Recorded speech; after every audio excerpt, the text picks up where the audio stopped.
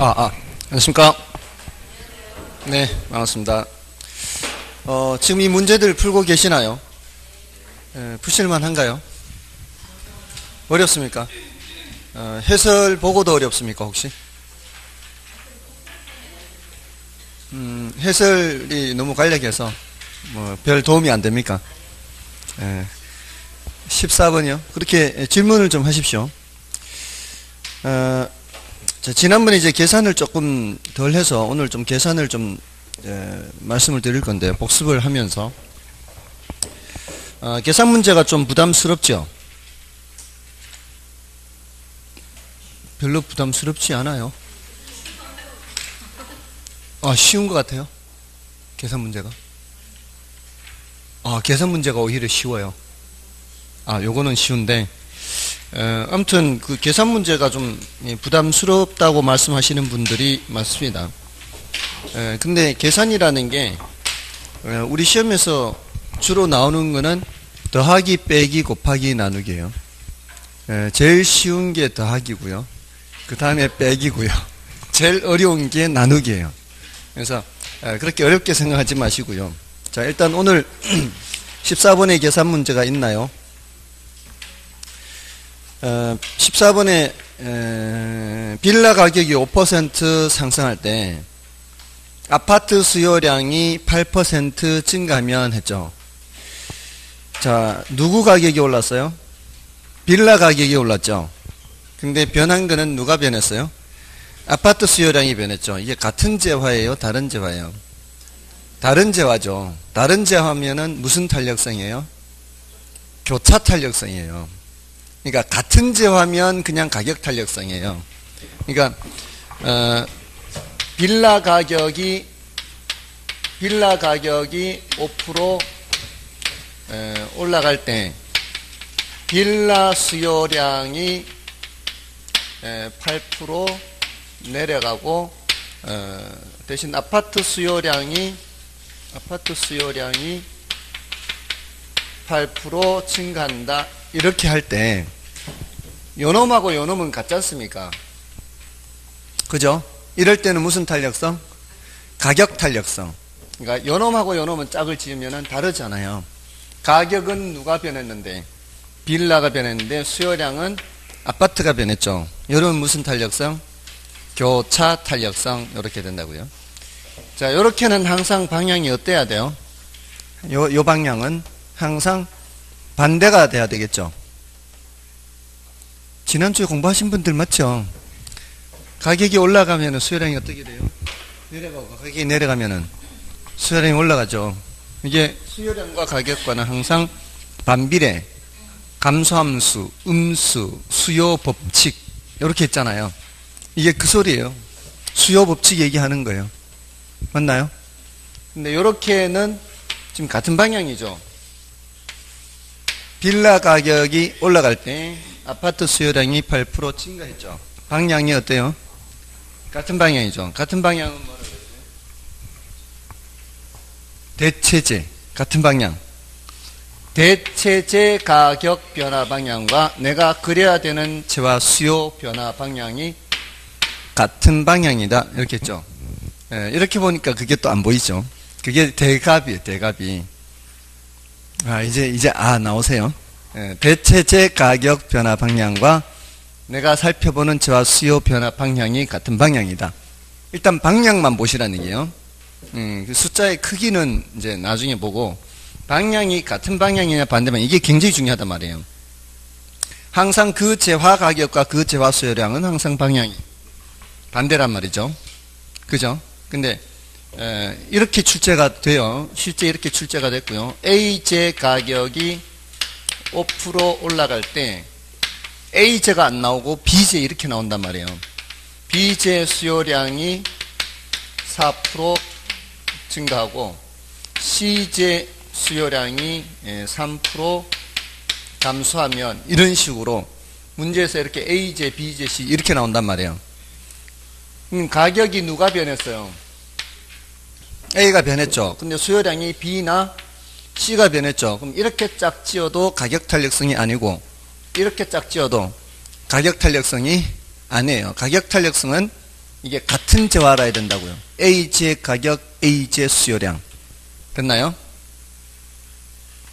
제가 이제 조금씩 키워나간다는 느낌이 들어요. 이제 그래도 지난주에 수업을 들었으니까 이제 고개를 끄덕일 수 있죠. 자, 그러면은 이거 무슨 탄력성? 교차 탄력성. 이것도 교차 탄력성이에요. 서로 다른 재화니까. 근데 이게 같은 방향이죠. 일단 숫자는 보지 마시고 방향이 같은 방향 무슨 관계? 대체제 관계. A와 C는 무슨 관계? 보완제 관계. 이렇게 묻는다고요. 그럼 A제화와 B제, A제화와 C제 사이의 관계는 뭐 이렇게 대체관계, 보완관계 이렇게 이제 묻는단 말이에요. 아시겠습니까? 그게 우리 시험의 질문이에요. 거기에다가 이제 뭐까지 물을 수도 있어요. A와 B 사이의 교차 탄력성을 물을 수 있겠죠. 맞죠? 근데 탄력성이라는 게 기본 개념이 뭐라 그랬어요? 수량 변화의 크기 정도라 그랬죠. 수량이 얼마나 많이 변하는지, 크게 적게 변하는지 그 크기를 보는 거죠. 수량 변화의 크기 정도, 수량 변화. 그럼 이게 분자에 뭐가 가야 돼요? 분자에 수량이 들어가야 된다면, 수량이 많이 변하면 이제 분자가 커질 거니까 이 탄력성이 커지겠죠. 분모에 뭐가 가야 돼요? 가격이나 뭐 소득이나 이게 들어가야 되겠죠. 그러니까 분모에 뭐가 들어간다는 얘기요? 분모에 5가 들어간다 이 말이에요. 가격 변화 1분에 얘가 얼마나 많이 변하느냐, 얘에 비해서. 그거 보는 거 아니에요? 그러니까 항상 이 개념을 놓치지 마시라고요. 이게 수량 변화의 크기 정도를 나타내는 게 탄력성이기 때문에 수량이 항상 어디에 들어가야 돼요? 분자에 들어가요, 수량이. 그래서 지난주에 탄력성의 개념도 이렇게 했지만 탄력성의 종류해서 어떻게 했어요? 이 수량이 변하는 게 수요량이 변할 수도 있고 공급량이 변할 수도 있다 그러죠. 그랬죠. 그러면서 제가 이쪽에 가격이 변할 때 수량이 변할 수도 있고 소득이 변할 때 수량이 변할 수도 있고 관련제 가격이 변할 때 수량이 변할 수 있다 그랬잖아요. 그래서 무슨 탄력성, 무슨 탄력성, 무슨 탄력성. 가격 탄력성, 소득 탄력성, 교차 탄력성 했죠. 자, 얘네들이 다 어디로 간다는 얘기예요? 분모란 말이에요. 분모. 얘가 분자고 분모분의 분자, 분모분의 분자.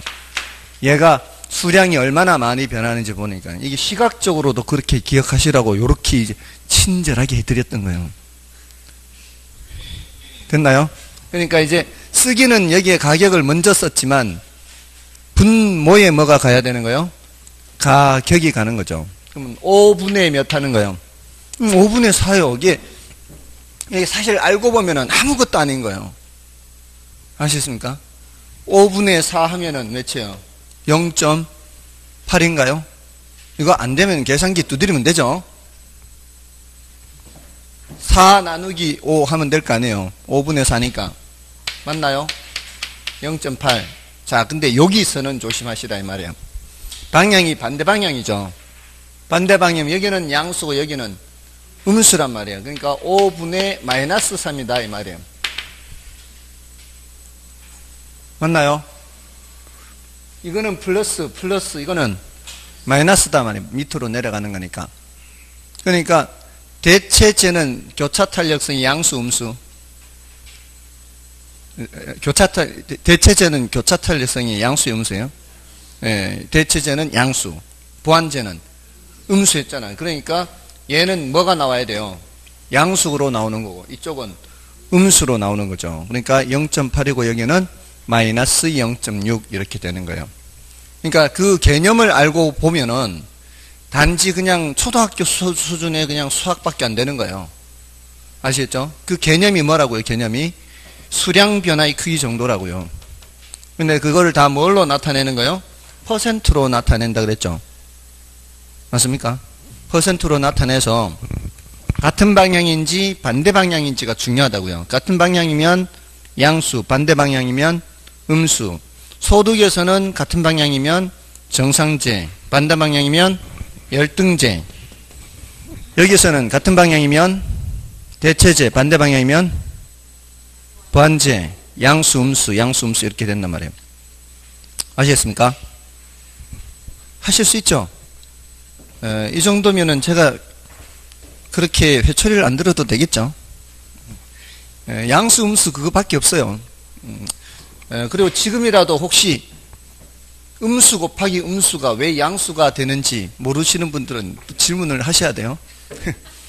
음수 곱하기 음수 양수고요. 음수 곱하기 양수 음수. 양수 곱하기 음수 음수.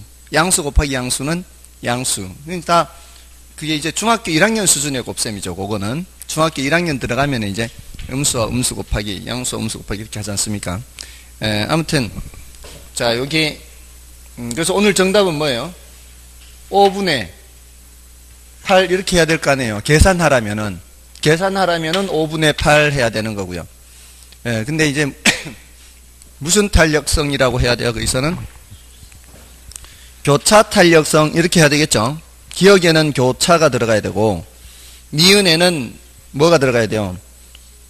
5분의 8이 들어가야 되니까 그죠? 맞나요? 5분의 8이면은 1.6이 돼야 되나요? 그렇게 되는 겁니다. 자, 아무튼 자, 요거 이제 계산 문제 오늘 조금 더 다루어 드릴 거고요. 자, 지난 시간에 했던 복습을 좀 해보겠습니다. 지난 시간에 수요 공급 개념에서는 유량 변수, 저량 변수 요걸 꼭 체크해야 된다 그랬죠. 제가 지금 이렇게 천천히 말할 여유가 없는 시즌이 됐어요. 3, 4월 달에는 이제 말이 좀 빨라져야 되는데 지금 계속 천천히 말을 하고 있는 거예요. 여기 이제 여기에다가 수요량 변화와 수요 변화가 있죠. 수요량 변화와 수요 변화를 이렇게 구별하는 이유가 뭐라 그랬어요? 이거를 그래프로 나타내기 때문에 그렇습니다. 일상생활에서는 구별할 이유가 없어요. 일상생활에서는 뭐 돈이 많아서 더 물건을 더 사든 아니면 식구수가 늘어나서 물건을 더 사든 가격이 하락해서 물건을 더 사든 그냥 더 사면 되는 거예요. 그냥 담으면 되는데 이 공부를 할 때는 그래프를 그리기 때문에 구별을 한다 그랬어요. 그래프를 그릴 때는 축이 몇 개밖에 없어서 2개밖에 없어서 그 중에 하나는 수량을 반드시 표시를 해야 되는데 나머지는 축이 1개밖에 없기 때문에 일단 가장 중요한 뭐를 나타내서요. 가격을 표시를 해서 가격이 변할 때 수요하고자 하는 수량이 변할 때는 이렇게 높낮이가 바뀌면서 이렇게 길이를 이렇게 달리 그리면 된다 그랬죠. 이렇게 이 길이가 변하는 걸 표시를 하는 거예요. 수요량이 늘어나는 걸 표시를 하는 거죠. 자, 그런데 이 끝점들 연결하면 이제 이게 수요 곡선이죠. 그러니까 수요 곡선에서 우리 확인할 수 있는 거는 가격이 변할 때 수량이 얼마나 변하는지를 보는 거예요. 근데 수량이 변하는데 영향을 미치는 요인들이 가격만 있는 게 아니라 다른 많은 요인도 있잖아요. 그럼 다른 많은 요인들은 여기다 어떻게 표시할 거냐 이 말이에요. 소득이 늘어도 수요하고자 하는 양은 늘어날 거 아니에요. 소득이 늘어날 때 수요하고자 하는 양이 늘어나는 거는 이렇게 그래프로 어떻게 표시할 거냐 이게 문제다 이 말이에요. 그걸 어떻게 표시한다? 수요곡선 자체를 새로 그려서 나타내는 거예요. 소득이 늘어나면 대체로는 수요가 증가하죠. 그럼 어떻게 이 수요하려는 양이 이렇게 늘어나죠. 이 길이가 늘어난다는 게 뭐예요? 수요하고자 하는 양이 많아지는 걸 말하는 거죠. 근데 그게 어떤 가격에서든 수요하고자 하는 양이 이렇게 다 늘어나는 거죠. 소득이 적을 때보다는 소득이 많을 때는 더 많은 양을 사려고 하는 거죠. 맞나요? 그래서 이렇게 구별을 하는 거예요. 그래프로 나타내는 것 때문에. 얘는 가격이 변할 때는 이 새로 이 수요 곡선을 그릴 필요가 없이 같은 수요 곡선에서 그냥 길이가 변하는 게 보인단 말이에요. 가격이 올라가면 수요량이 줄어들고 가격이 내려가면 수요량이 늘어나고. 근데 가격 외에 다른 요인이 변하면 반드시 새로 이 수요 곡선을 그려서 길이 변하는 것을 표시를 해줘야 된단 말이에요. 근데 이게 오른쪽으로 그리면은 수요가 증가하는 거고 왼쪽으로 그리면 수요가 감소하는 거잖아요. 근데 자 이제 그래서 지난주에 자 그 재화의 가격이 변하든 소득이 변하든 또는 뭐였어요? 이거 기억하고 있어야 됐다. 소득 다음에 뭐예요? 과일연재 가격. 그 다음에 뭐였어요? 지난주에는 가격 예상 이걸 이제 더 집어넣었어요. 1, 2월 달에 안 했던 거. 가격 예상도 영향을 미치고 또 좋아하는 정도, 기호, 가족 수, 국가 전체로 봤을 때는 인구 뭐 이런 것들이 다 어디에 영향을 미쳐요? 수요량에 영향을 미치죠. 근데 그 중에 가격이 변해서 수요하고자 하는 양이 변할 때는 수요량의 변화라고 같은 곡선상의 점의 변화다 이렇게 얘기하고요.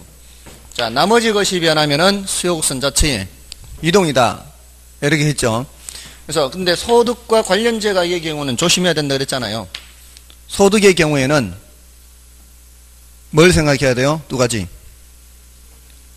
정상제, 열등제를 생각해야 돼요. 정열, 정상제와 열등제에서 정상제의 경우에는 소득이 증가하면 수요가 증가하고 소득이 감소하면 수요가 감소한다. 이 같은 방향이에요. 근데 열등제는 반대 방향 이렇게 반대 방향 양수, 음수 이게 하여튼 숫자로 나온단 말이에요. 나중에. 자, 그렇게 해서 열등제의 경우 소득이 증가하면 어떻게 수요가 감소한다. 그럼 어느 쪽이? 어느 쪽이 그려야 돼? 그리기를 어느 쪽에? 왼쪽이 그려야 되죠. 자, 이런 식으로 연습을 했잖아요. 대체제의 경우 대체제 가격이 올라가면 수요가 증가한다. 어느 쪽에? 오른쪽에. 이거 연습했잖아요. 그렇게 이제 돼야 된다고요. 그게 바로 돼야 된다고요. 그래야 이제 질문을 이제 대답을 할 수가 있겠죠. 자, 근데 질문이라는 것이 사람들이 이쪽으로도 질문하지만 반대쪽으로도 질문해요. 그러니까 이걸 그려놓고요. 수요곡선을 이렇게 오른쪽에 그려놓고 다음 중 수요곡선을 우측으로 이동시키는 요인이 아닌 것은 이렇게 묻는단 말이에요. 이거 그려놓고 그러면 1번 이렇게 대체제 가격 상승, 2번 보완제 가격 하락 이런 식으로 이제 묻는 거예요. 이렇게 열등제의 경우 소득이 증가 뭐 이런 식으로 이렇게 묻는 거예요. 이렇게 뭔지 아시겠어요? 그러면 그 각각을 보고서 얘가 이렇게 되는지 안 되는지를 봐야 되겠죠. 맞나요? 자, 근데 이게 이제 뭐까지 이제 질문하면 더 어려워지는 거예요. 이게 아파트 시장이에요. 아파트 시장인데 여기 이제 아파트 가격 하락 이렇게 나온다고요. 아파트 가격 하락 이게 이제 요건 요렇게 되고요. 소득 감소 보완자 요렇게. 그다음에 유입 인구 증가 이런 식으로 이제 물어요. 자, 이런 식으로 묻는데 이러면은 정답이 뭐가 되는 거예요? 4번에 아파트 가격 하락은 수요량 증가죠. 수요량 증가. 수요 증가가 아니라. 맞나요? 아파트 가격이 하락하면은 여기서 이런 식으로 늘어나는 거지. 여기서 이렇게 늘어나는 게 아니다 이 말이에요. 그러니까 순간적으로 착각할 수 있단 말이에요. 항상 먼저 뭐를 이렇게 구분해 놔야 돼요. 그 재화의 가격인지 아닌지를 보고서 선을 새로 그리는 건지 아닌 건지를 이렇게 구분을 해야 된다 이 말이에요. 아시겠죠? 맞아 아니에요. 그러니까 제일 먼저 이렇게 머릿속에 또 올릴 때 항상 먼저 뭐를 판단을 해야 돼요? 이 선을 새로 그리느냐 점의 이동이냐 이걸 먼저 생각해야 돼 항상. 그러니까 이걸 딱 보는 순간 선이 새로 이동됐네. 이동됐으니까 그 재화의 가격이면 일단 안 되는 거예요. 맞아 아니에요. 제일 먼저 탈락시켜야 되는 게 점의 이동에 해당하는 걸 제일 먼저 탈락시켜야 된다고요. 근데 이거를 못 찾고 답이 없다. 전부 다 늘어나네. 이것도 대체제가 대갑이 막 이것만 집중하는 거예요. 대갑이 수요 증가네. 보완제 가격 하락에는 보가 반이니까 이거 수요 증가네. 열등제니까 반대니까 수요 증가네. 아파트 가격 하락했으니까 늘어나네. 인구 증가 늘어나네. 다 늘어나는 거야. 다 늘어나는 거죠. 근데 요거는 그냥 얘네들은 수요곡선을 새로 그려서 늘어나는 거고 얘는 뭐라고요? 여기서 이렇게 늘어나는 거다 이 말이에요. 같은 수요곡선상의 점의 변화다 이 말이에요. 아시겠어요? 자, 아직은 이제 제가 더 이상의 말씀은 안 드릴게요. 조금 더 이제 훈련을 해야 돼요. 훈련을.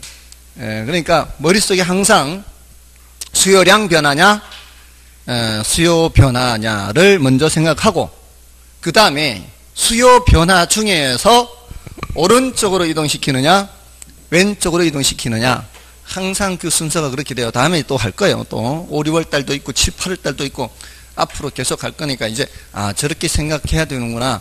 미리 이제 다짐을 하시면 되는 거예요. 아시겠죠? 자, 이 훈련이 돼 있어야 된다고요.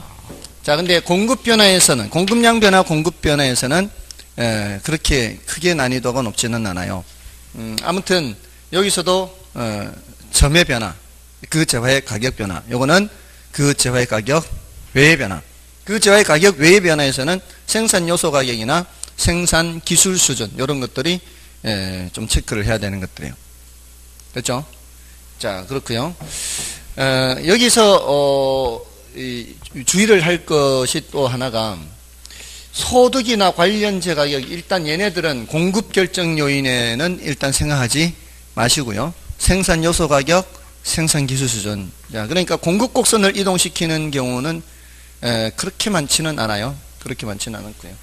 일단 뭐 나중에 또 좀 더 설명드릴 거니까 일단 여기에 되면은 그 다음이 뭐예요? 균형의 결정과 이동이에요.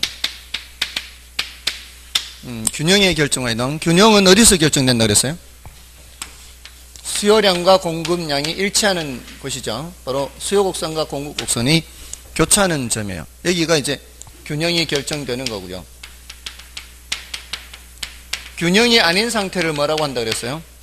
세 글자로 불균형이라 했고요. 불균형의 경우 두 가지가 있을 수 있다 그랬어요. 하나는 수요량보다 공급량이 더 많은 뭐가 있고요. 초과 공급이죠. 이 초과 공급일 때는 자, 이 무대 오른쪽에 공급자들이 더 많아요. 수요자들이 더 적고요. 그럼 가격이 어떻게 해요? 가격이 떨어지죠. 자, 가격이 떨어지면 수요량 변화, 공급량 변화, 양변화죠, 양변화. 자, 공급량은 어떻게 되고요? 줄어들고 수요량은 늘어나는 거죠. 그러면서 균형으로 가게 되고요. 다음에 수요량이 더 많은 뭐가 있어요? 초과 수요가 있죠. 자, 초과 수요일 때는 가격이 어떻게 돼요? 가격이 올라가겠죠. 가격 올라가면 가격 변화니까 공급량 변화, 수요량 변화. 공급량은 어떻게 되고요? 늘어나고요. 수요량은 감소하죠. 그러면서 균형으로 가게 되는 거죠. 여기서는 수요 곡선이나 공급 곡선 자체 이동이 없어요. 점의 변화니까. 그 점의 변화로 균형으로 간다 이 말이에요. 이렇게 점의 이동이 나타나는 거예요. 이렇게 점의 이동으로 나타나서 균형으로 간다는 얘기예요. 일단 균형이 결정된 후에 균형의 이동에서는 뭐가 나타나는 거예요? 선의 이동이 나타나는 거죠. 왜냐하면 교차점이 바뀌려면 세로의 수요 곡선이 그려져야 되겠죠. 세로의 수요 곡선이 그려져야 균형의 이동이 나타나는 거죠. 그래서 이렇게 그려지거나 이렇게 또는 공급 곡선도 세로 그려지면 균형의 이동이 있죠. 그래서 모두 일단 몇 가지라 그랬어요? 일단 네 가지 했죠. 균형의 이동. 맞나요? 이렇게 네 가지. 수요가 어떠할 수도 있고요. 수요가 증가할 수도 있고 수요가 감소할 수도 있고 공급이 증가할 수도 있고 공급이 감소할 수도 있죠. 이럴 때 균형 거래량과 균형 가격이 어떻게 변하는지를 대답해야 된다 그랬죠. 그거는 새로운 교차점이 어떻게 변하는지를 보는 거죠. 1번, 2번, 3번, 4번 이렇게 되는 거예요. 여기가 1번, 여기가 2번, 여기가 3번, 여기가 4번. 그래서 요 원래 균형점하고 비교했을 때 어떻게 되는지 보는 거죠. 1번, 3번의 공통점이 뭐예요? 1번, 3번의 공통점. 이게 1번, 이게 3번이에요. 이게 2번, 이게 4번이에요. 1번, 3번의 공통점은 모두 다 오른쪽이에요. 오른쪽. 증가란 말이에요. 그러니까 수요가 증가하든 공급이 증가하든 균형량은 증가한다 이 말이에요. 그러면 2번, 4번의 공통점은 수요든 공급이든 감소하게 되면 균형 거래량은 감소하는 거죠. 그러니까 이건 항상 일치한다 그랬죠, 이게. 맞아요, 아니에요? 너무 쉬운 거 아니에요, 이렇게 하면은? 너무 쉽잖아요. 속으로 욕하지 마시고요. 쉬운 걸 쉽다 그러지, 이렇게. 똑같으니까. 근데 이제 문제는 1번과 3번의 차이가 뭐냐, 이 말이에요. 수요가 증가할 때는 가격이 올라가지만 공급이 증가할 때는 가격이 내려가잖아. 이거 다들 아시는 거 아니에요? 처음에 수요 공급 시작할 때 제가 여러분들 뭐라고 드리는가? 수요가 많아지면 어떻게 돼요? 가격 올라가서 다 대답했어요. 공급이 많아지면요, 가격이 내려가요. 다 대답했거든. 이거 수요 증가하니까 가격 올라가는 거고, 공급 증가하니까 가격 내려가는 거고. 그게 어렵냐고, 그게. 자, 이러면 이게 올라가고, 여기는 내려가고, 이렇게.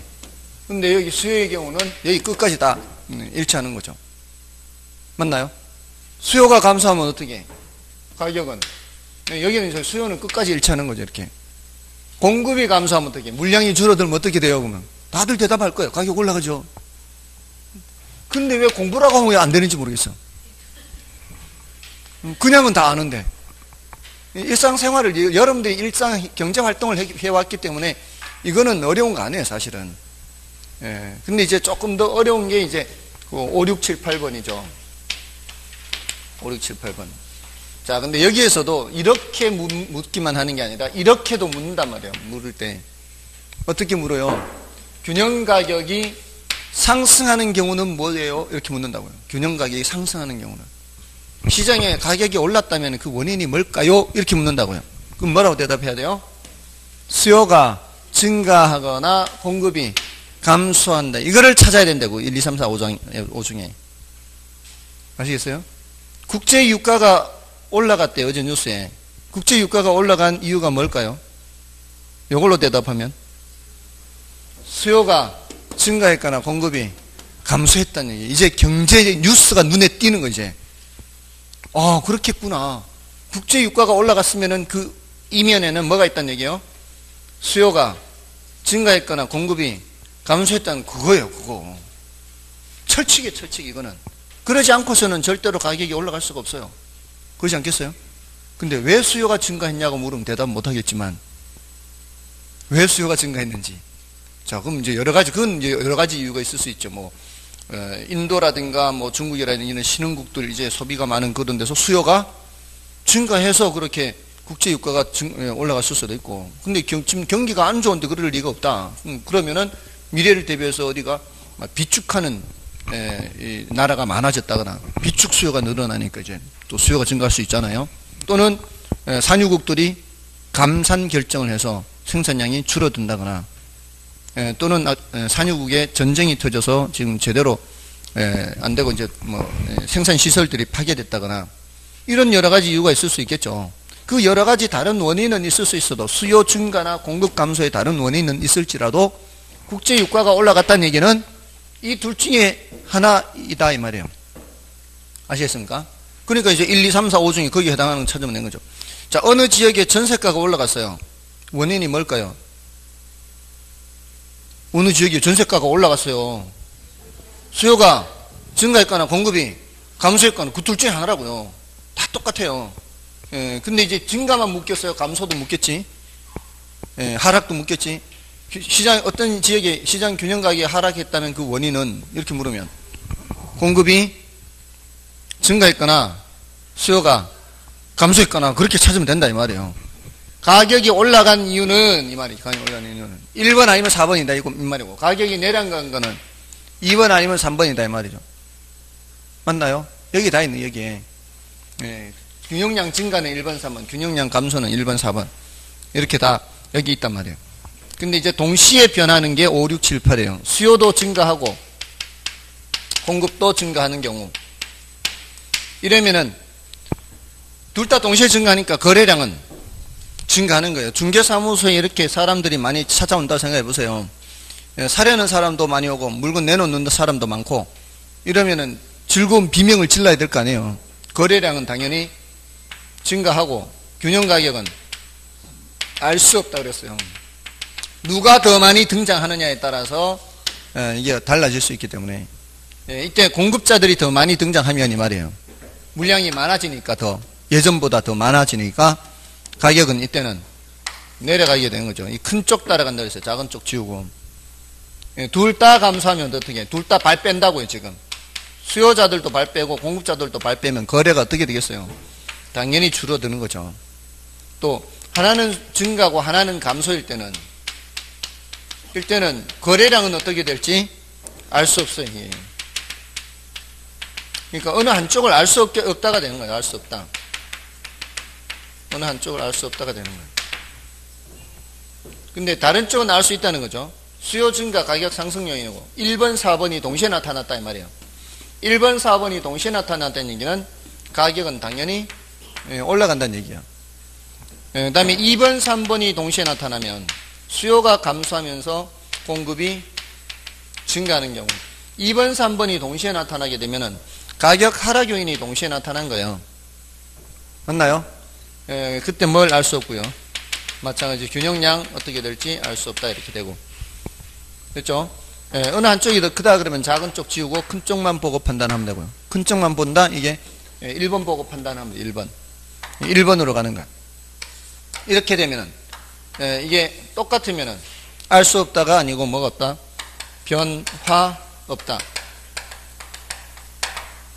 이게 거래량을 낮추는 만큼 이쪽은 거래량을 올리는 역할을 해서 그 폭이 똑같기 때문에 기존의 거래량과 변화가 없다라는 뜻이에요. 여기서도 이게 똑같다면 수요 감소폭하고 공급 감소폭이 똑같다면은 이게 변화 없다 이렇게. 가격을 낮추는 만큼 얘가 가격을 올려버리기 때문에 기존 가격과 변화가 없다 이렇게. 됐나요? 여기 이제 균형의 결정과 이동까지 했는 거고요. 그 다음에 탄력성, 아까 탄력성 개념 종류했잖아요. 탄력성 개념 종류에서 소득 탄력성에는 정열, 정상제, 열등제. 지금 다른 거 넘어가고 있는데 계속 이거 보고 있어요. 나머지 공부해야 돼, 나머지 공부. 그리고 기출문제, 다음 주에 기출문제 하죠. 기출문제를 강조하는 이유가 기출문제를 봐야 그 출제 경향을 파악을 할 수 있는 거 아니에요.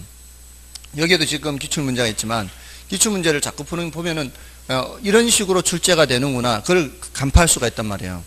그래서 자꾸 기출문제를 보시라는 거예요. 꼭 뭐 이 기출문제 특강을 꼭 듣는 게 아니더라도 기출문제를 보면은 이런 식으로 출제되는구나를 알 수가 있잖아요. 그러면 거기에 맞춰서 공부하는 그런 이제 방법도 있고 또 이 공부 방법 중에 그런 방법도 있어요.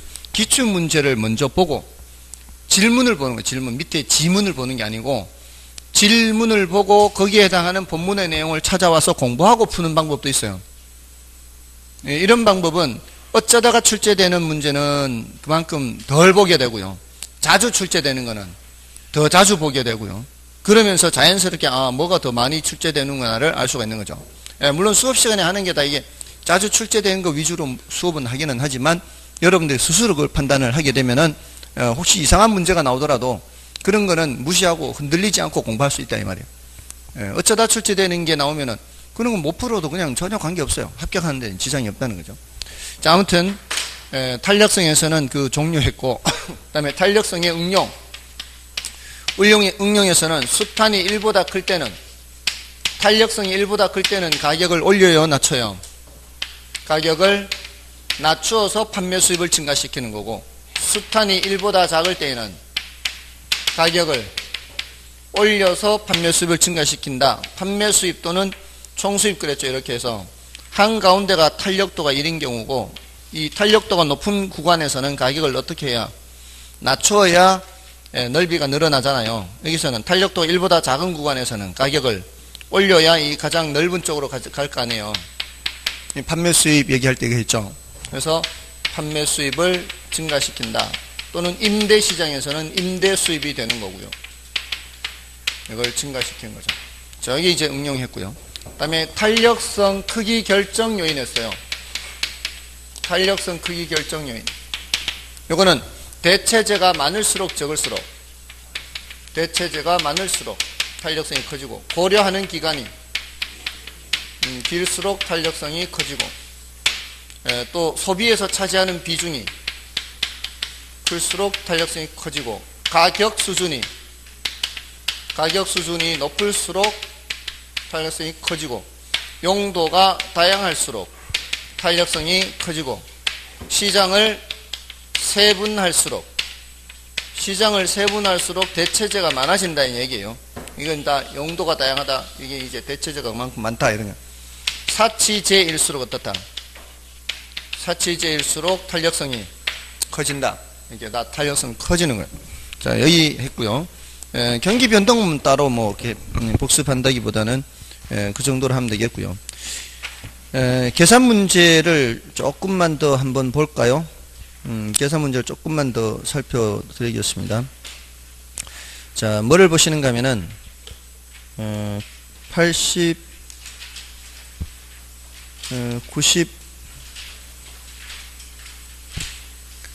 90쪽 91쪽에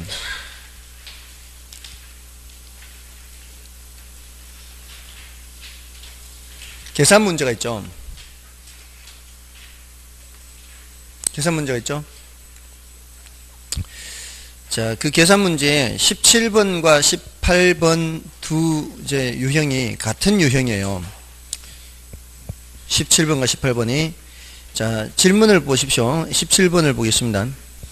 A 지역의 오피스텔 시장 공급량이 3P이고 A 지역의 오피스텔 시장 수요 함수가 QD1은 1200-P에서 QD2는 1600-P로 변화했다. 이때 A 지역 오피스텔 시장의 균형 가격의 변화는 했고요. 자, 맨 끝에 뭐라고 물었어요?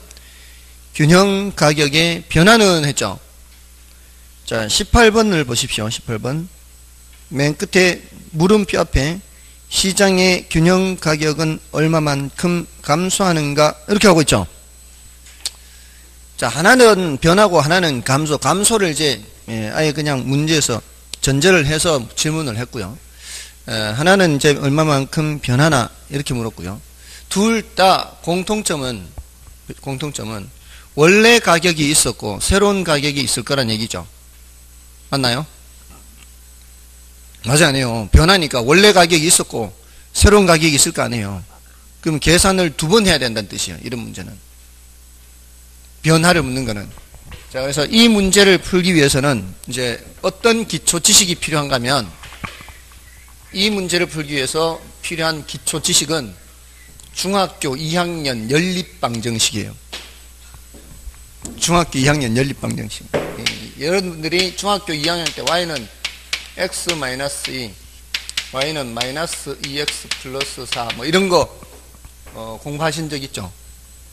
이렇게 해서 x-2와 마이너스 2x 플러스 4가 똑같은 y라고 해서 이렇게 등식으로 넣는 거 했었나요? 자, 이럴 때 어떻게 풀었어요? 숫자는 숫자끼리, 문자는 문자끼리. 이항이라고 하는 게 있죠. 마이너스 2x는 이쪽으로 넘어가면은 플러스 2x가 돼서 여기 x 앞에 개수 하나가 생략됐죠. x 하나와 x 두 개가 되니까 x가 모두 몇 개? x가 모두 3개. 마이너스 2는 이쪽으로 넘어가면은 플러스 2가 되니까 6이 되죠. 6. 그럼 x는 몇? x는 2 여기 집어넣으면은 y는 여기 넣든 여기 넣든 y는 0인가요? 맞아, 안 해요. 여기 넣든 여기 넣든 y가 0 딱 떨어져야 되죠. 그래야 제대로 푼 거죠. 자, 이거하고 똑같아요. 우리 수요함수, 공급함수라는 게 바로 이런 직선의 방정식이에요. 직선. 요게 수요함수, 요게 공급함수 이렇게. 여기서는 여기 마이너스는 이제 이렇게 되는 거고요. 여기 플러스 양수는 이렇게 되는 거죠. 여기 앞에 개수가 양수면 오른쪽 위로 가고 요 앞에 개수가 음수면 오른쪽 아래로 내려가는 거예요. 맞나요? 자, 근데 수요 공급 함수가 QS는 뭐라고 돼 있어요? 그게 3P라고 돼 있나요? 17번 문제. QS는 3P 이렇게 돼 있고요. 맞아, 안 해요. 근데 QD1이라 그랬나요? QD1은 몇 해서? QD1은 1200 마이너스 몇 P? P인가요, 그냥? 여기에서 뭐로 바뀌었어요? QD2는 1600 마이너스 P 이렇게 됐나요? 자, 그러면 지금 수요 함수가 원래 있던 것에서 바뀌었다는 얘기 아니에요. 이렇게 맞나요? 위로 변했는지 아래로 변했는지는 굳이 생각 안 해도 돼요. 일단은 지금은 숫자가 커졌으니까 위로 변했겠죠. 이게 1200에서 1600으로 갔으니까 이게 이제 높낮이를 결정하는 거니까. 됐나요? 근데 이제 그건 나중에 생각해도 돼. 이제 숫자로 나오면 아, 올랐구나, 내렸구나를 알 수가 있으니까. 자, 아무튼 이렇게 변했는데 공급함수는 변함이 있어요, 없어요? 변함이 없죠. 자, 요게 X나 Y라고 생각하면 되는 거예요. 이게 X나 Y. 요거 X나 Y라고 생각하면 되는 거예요. 그러면 어떻게 해야 돼? 항상 이렇게 연립방정식은 쌍으로 해야 돼서 쌍으로. 그죠? 여기 뭐가 쌍이 있어야 돼요? QS는 3P 공급함수와 수요함수가 항상 쌍으로 돼 있어야 된다고요. 처음에는 흰 수요함수와 이 공급함수하고 짝을 지어서 요 점을 찾아야 되고요. 두 번째는 요 흰 공급함수와 노란 수요함수하고 요거 짝을 지어서 이 교차점을 찾는 거예요. 이게 X 이꼴 2, Y 이꼴 0이라는 게 이런 그래프예요. X-2는 이런 거죠. X-2는 이런 그래프고요. 마이너스 2X 플러스 4는 이렇게요. 여기가 4고 여기가 X가 2죠. 여기가 마이너스 2예요. 그러니까 마이너스 요점이 마이너스 2. 그러니까 X가 0일 때는 Y가 마이너스 2가 되는 그래프 이거잖아요. 이 그래프 맞나요? X가 0일 때 Y가 마이너스 2. 그리고 X가 2일 때는 Y가 0 이렇게 되잖아요. 이렇게 가면서. 근데 요놈은 X가 0일 때는 Y가 4잖아요. X가 0일 때는 Y가 4란 말이에요. 이렇게 간단 말이에요. 이 교차점을 찾은 거예요. 교차점. X 이꼴 2, Y 이꼴 0. 교차점 찾은 게 바로 우리는 여기서는 균형점을 찾는 거란 말이에요. 아시겠죠? 자, 그럼 여기는 자 공급은 안 바뀌었으니까 여기에 뭐를 써야 돼요? 3P 이렇게 써야 되겠죠? 그래서 항상 균형 가격을 계산할 때는 쌍으로 찾아야 돼. 쌍으로. 그래서 변화를 묻는다는 것은 요 상태에서 한번 계산하고 또 요 상태에서 한번 계산하고 이렇게 몇 번 계산한다? 2번 계산하는데 균형 상태에서는 공급량과 수요량이 어때요?